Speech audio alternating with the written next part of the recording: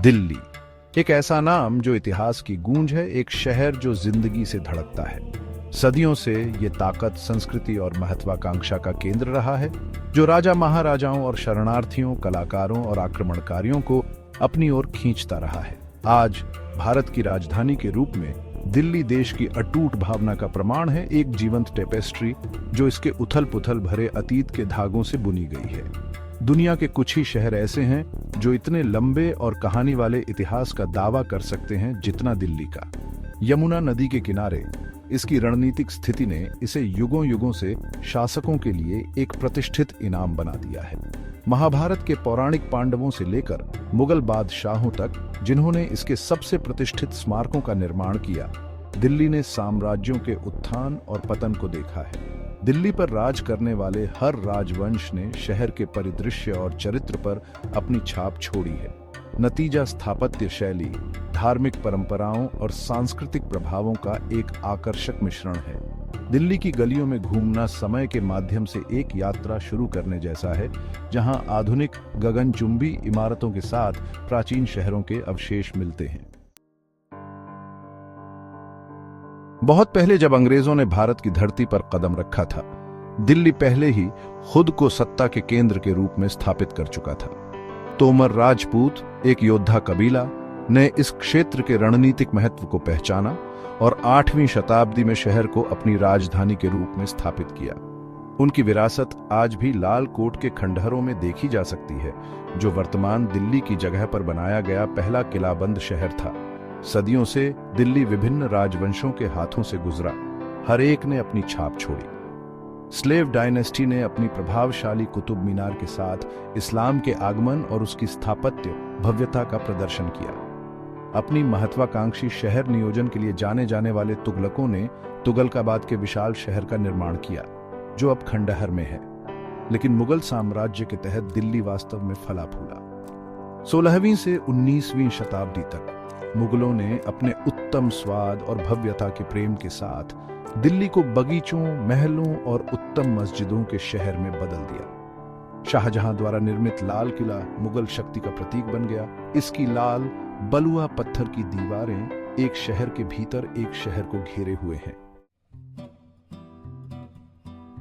जब British east India company ने पहली बार भारत में अपनी उपस्थिति दर्ज कराई, तो कोलकाता अपने हलचल भरे बंदरगाह और व्यापार के लिए रणनीतिक स्थान के साथ उनकी शक्ति का केंद्र बन गया।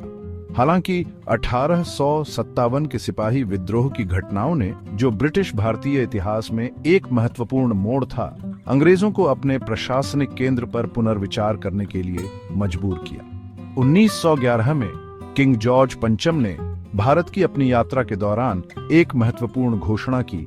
ब्रिटिश भारत की राजधानी कलकत्ता से दिल्ली स्थानांतरित की जाएगी। यह निर्णय कई कारकों से प्रेरित था। मुगल सत्ता के केंद्र के रूप में अपने ऐतिहासिक महत्व के साथ दिल्ली का एक प्रतीकात्मक महत्व था, जिसकी कलकत्ता में कमी थी। इसके अलावा दिल्ली के अधिक केंद्रीय स्थान ने रसद लाभ प्रदान किए। ब्रिटिश राज, जो अब लगभग पूरे भारतीय उपमहाद्वीप को शामिल करता है, ने दिल्ली को शासन करने के लिए एक अधिक रणनीतिक बिंदु पाया। इसने दिल्ली के इतिहास में एक नए अध्याय की शुरुआत की, जिसमें पुराने शहर के साथ एक नए शहर का निर्माण होगा। भाग 4, नई दिल्ली का निर्माण। एक नए युग के लिए एक राजधानी। नई दिल्ली का निर्माण एक बड़ा उपक्रम था, जो ब्रिटिश राज की महत्वाकांक्षा और स्थापत्य कौशल का प्रमाण था। यह कार्य एडविन लुटियंस पर पड़ा, जो अपने भव्य डिजाइनों के लिए जाने जाने वाले एक प्रमुख ब्रिटिश वास्तुकार थे। लुटियंस ने एक ऐसे शहर की कल्पना की जो ब्रिटिश साम्राज्य की शक्ति और प्रतिष्ठा का प्रतीक होगा। उनके ताज के गहना के लिए एक उपयुक्त राजधानी, चौड़ी पेड़ों से सजी सड़कें बनाई गईं, जो राजसी वायसराय हाउस, जो अब राष्ट्रपति भवन है, से निकलती है। यूरोपीय और भारतीय स्थापत्य शैली के एक शानदार मिश्रण में डिजाइन की गई सरकारी इमारतों ने रास्तों को पंक्तिबद्ध किया, जो शाही शक्ति का प्रदर्शन करती है। हालांकि नई दिल्ली का निर्माण एक कीमत पर हुआ।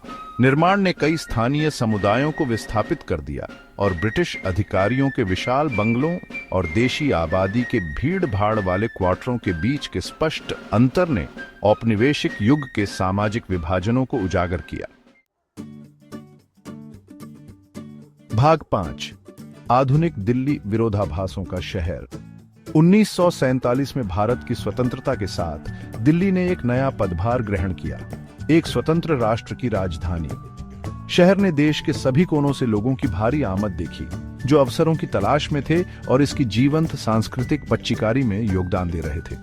भारत के विभाजन ने भी अपने साथ शरणार्थियों की एक लहर ला दी, जिससे दिल्ली के जटिल सामाजिक ताने बाने में एक और परत जुड़ गई।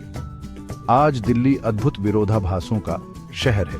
लुटियंस की दिल्ली की भव्यता अपने चौड़े रास्तों और भव्य इमारतों के साथ पुरानी दिल्ली की संकरी, भूल भुलैया वाली गलियों के बिल्कुल विपरीत है, जहां मसालों की सुगंध हवा में भारी होती है और रेहड़ी पटरी वालों की आवाजें हवा में भर देती हैं। दिल्ली की कहानी अभी खत्म नहीं हुई है। जैसे जैसे भारत एक वैश्विक शक्ति के रूप में अपना उदय जारी रखता है, दिल्ली इन सब के केंद्र में रहता है। एक ऐसा शहर जो तेजी से शहरीकरण, सामाजिक असमानता और अपनी समृद्ध विरासत को संरक्षित करने की आवश्यकता की चुनौतियों से जूझ रहा है। चुनौतियों के बावजूद दिल्ली की भावना अदम्य बनी हुई है। इसकी ऊर्जा संक्रामक है, जो भारत की स्थायी भावना का प्रमाण है।